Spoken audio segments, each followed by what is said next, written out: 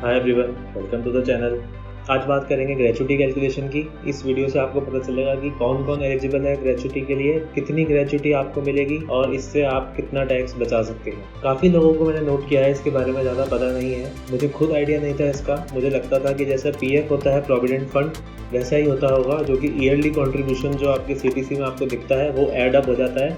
But ऐसा नहीं है। इसका अपना एक तरीका है कैलकुलेट करने का, जो मैं आप सबको आज बताऊँगा। सबसे पहले बेसिक्स की बात करते हैं कि ये होता क्या है। ऑलमोस्ट सब लोग जानते हैं कि एक रिटायरमेंट बेनिफिट है जो कि एम्प्लॉयज़ को मिलता है और इसको कंपनी पे करती है। ये गवर्नमेंट के रेगुलेशंस के हिसाब से ग्रेचुटी पे करनी पड़ती है। एक लॉ है पेमेंट ऑफ ग्रेचुटी एक्ट 1972, जो कि गवर्न करता है ये सब रूल्स एंड रेगुलेशंस की किसको ग्रेचुटी मिल सकती है या कितनी मिल सकती है। सबसे इम्पॉर्टेंट चीज़ कि कौन कौन एलिजिबल है इसके लिए। सबसे पहले आप रजिस्टर्ड होने चाहिए रिटायरमेंट बेनिफिट्स के लिए आपकी अपनी कंपनी में। दूसरा कि आप कहीं और के फुल टाइम एम्प्लॉय नहीं होने चाहिए। तीसरा, जो कि बहुत लोगों को आइडिया है, कि मिनिमम 5 साल हो जाने चाहिए उस कंपनी में, तभी आप ग्रेचुटी की मांग कर सकते हो जब आप छोड़ के जाओगे। चौथा, या तो आप रिटायर हो रहे हो, जैसा मोस्टली गवर्नमेंट एम्प्लॉयज़ होते हैं, रिटायर होते हैं तो उन्हें ग्रेचुटी मिलती है, या even in private in some cases.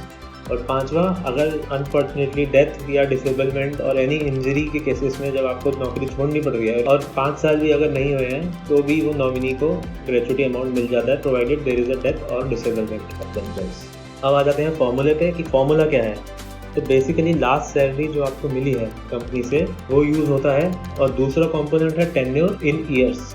और पूरी सैलरी नहीं जाती है इसमें सिर्फ बेसिक प्लस डीएनएस अलाउंस जाता है, basic plus DA. Important point यह है कि ये लास्ट मंथ की सैलरी से मतलब है इस फॉर्मूले में। आपने 10 साल पहले चाहे 10,000 पर मंथ से चालू किया हो किसी कंपनी में काम करना, उससे कोई मतलब नहीं है। अगर आपने पिछले महीने 1 लाख की सैलरी उठाई है तो आपकी कैलकुलेशन 1 लाख के हिसाब से होगी। तो ये एक बहुत ही ज़्यादा सिग्निफिकेंट अमाउंट आ जाता है, क्योंकि इसमें पुरानी आपकी सैलरी चाहे कम थी पर उसका कोई मल्टीपल जा नहीं रहा है फॉर्मूले में। तो अगर आप 4 साल 10 महीने में रिज़ाइन करने का सोच रहे हैं तो आप 2 महीने 3 महीने और रुकने कंसिडर कर सकते हैं अमाउंट को देख के। तो फॉर्मूला है आधे महीने की सैलरी जो पिछले महीने में आपने उठाई है उसका आधे महीने का हिसाब से इंटू 10 ईयर। तो आधा महीना मैं क्यों कह रहा हूँ, even though the ratio is 15/26, payment of gratuity act के हिसाब से देयर 26 वर्किंग डेज कंसिडर होंगे, संडेज नहीं कंसिडर होंगे, तो इसलिए वो 1 महीना ही हो जाता है almost. But the ratio here is 15/26। तो एक एग्जाम्पल लेके बात करते हैं। फॉर एग्जाम्पल, आपकी लास्ट मंथ की सैलरी 80,000 रुपीज़ थी, उसमें बेसिक प्लस डीए 52,000, और आपको उस कंपनी में, अब मैंने यहाँ पे 2 टेन्योर लिखे हुए हैं, 10 ईयर्स 4 मंथ्स या 9 ईयर्स 8 मंथ। तो अगर आपको 10 ईयर 4 महीने में तो भी 10 ईयर कंसिडर होगा, और अगर 9 ईयर्स और 8 मंथ्स हुए हैं तो भी 10 ईयर कंसिडर होगा, क्योंकि ये नियरेस्ट ईयर में राउंड ऑफ हो जाता है 10 ईयर।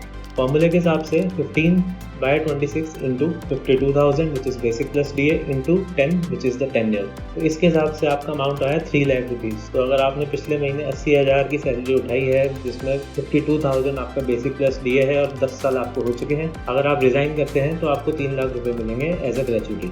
टैक्सेशन की बात करते हैं फाइनली। तो गवर्नमेंट एम्प्लॉयज़ तो टोटली एग्जेम्प्ट होते हैं, उनको कोई टैक्स नहीं देना पड़ता ग्रेचुटी पे। प्राइवेट एम्प्लॉयज़, इनके लिए रूल्स चेंज होते रहते हैं। अभी जो रूल है वो मिनिमम ऑफ दीज 3 कंपोनेंट्स। सबसे पहले ग्रेचुटी फॉर्मूले का जो रिजल्ट आया, दूसरा actual gratuity receive, mostly cases में ये सेम ही रहता है, और तीसरा 20 लाख रुपीज़। तो मैक्सिमम एग्जेम्पशन आप 20 लाख तक का ले सकते हैं। That is the video guys. Thanks for watching and please subscribe the channel for similar content. Thank you.